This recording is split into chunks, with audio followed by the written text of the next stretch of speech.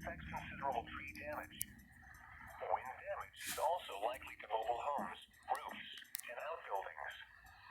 Locations impacted include Salt Lake City, West Valley City, Sandy, Layton, Murray, Bountiful, Farmington, Hill Air Force Base, West Jordan, Taylorsville, South Jordan, Draper, Riverton, Cottonwood Heights, Clearfield, Midvale, Catesville, Holiday, Syracuse, and South Salt Lake. This includes the following highways: Interstate 15 between mile markers 287 and 337.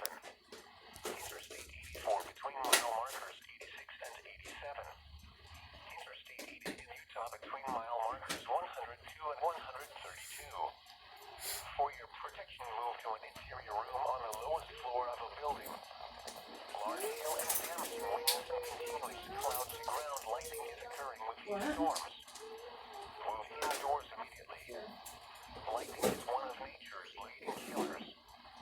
Remember, if you can hear thunder, you are close enough to be struck by lightning. Repeating, a severe thunderstorm warning has been issued until 6:15 p.m. Mountain Daylight Time for the following counties in Utah: Davis and Salt.